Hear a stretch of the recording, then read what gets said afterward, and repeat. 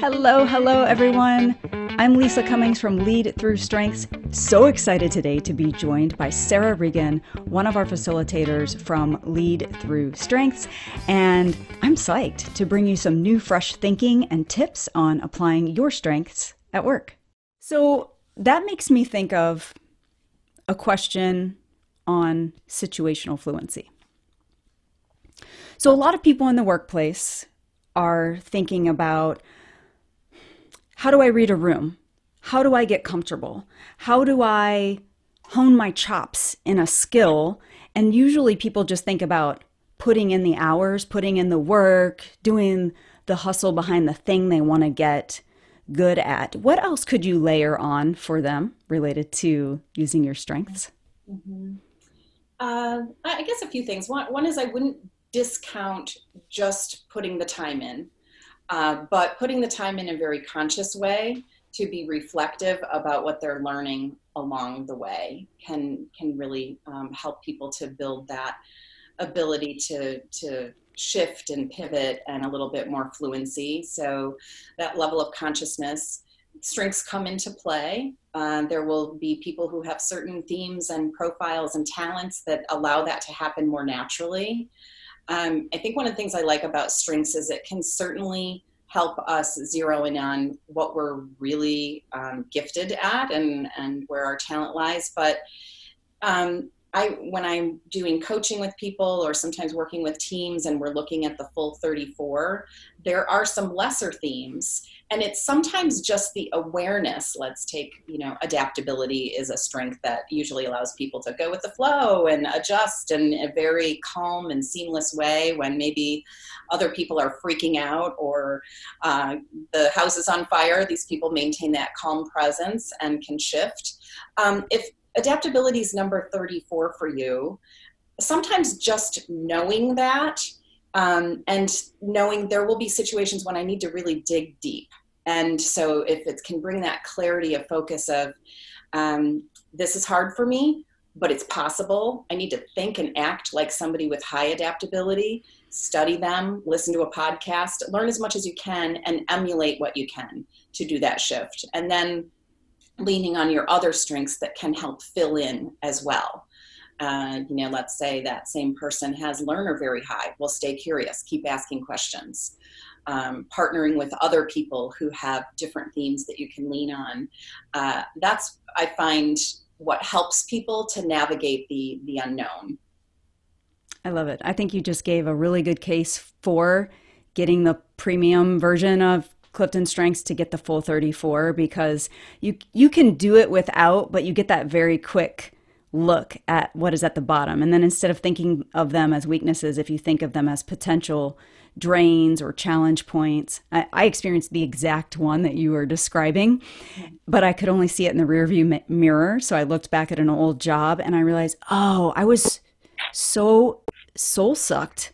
And I couldn't figure out why, because I love the people, I love the job. It all looked great on paper, but it wore me out and I couldn't figure out why. And adaptability was the explanation for it when I look back, because it's low on my list. I can do it, and I would tap into the need to have urgent phone calls and get interrupted constantly. I did it well because I cared about the people that I worked with. So that's what gave me the juice to keep going.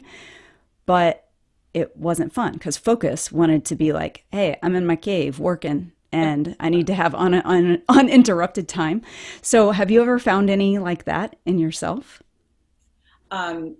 Absolutely. The situation that came to my mind was thinking about a different leader that I've worked with before. He had positivity as number 34, and he became more conscious of when he needed to dial that up. We sometimes talk about calibrating these themes of when do we dial them up and dial them back. And he had gotten some feedback along the way that people didn't always feel like there was the opportunity to celebrate or the pat on the back. Achiever number one, so we're off to the next project. You don't want to be, don't get comfortable. We're in place for too long. We need to keep moving. And so for him, it was that way to think of the specific times when he needed to bring more of that positivity forward. But your example was really interesting to me too, because I think it proves that point that we can do these as needed with a lot of thought and some consciousness, but we can't really live in that zone. And if we do, we're going to experience that burnout, that stress. We're just not as engaged, and maybe in a way that we don't fully understand. So I think that that can be a really powerful takeaway, and that seeing the full 34 helps us with that. Yeah. Your question about my own personal experience, consistency is pretty low for me. Context is low. And I know, this is interesting too, that I have had people who have context very high reporting to me. I've also reported to someone who had context number 1. So it sets up really important conversations about how you can get your best work done and how to communicate most effectively. I love it when we can bypass what might be an interpersonal tension or a misunderstanding, or just, literally not seeing eye to eye. But with that awareness and stepping back, being able to have much greater appreciation. The other thing that has happened too, the connectedness believes that the universe gives us things that we need and opportunities to learn.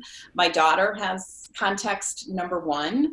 And so, I had to develop an appreciation for this theme. I can't have bias. I really wanted to understand, and I see how beautifully it helps her do what she needs to do.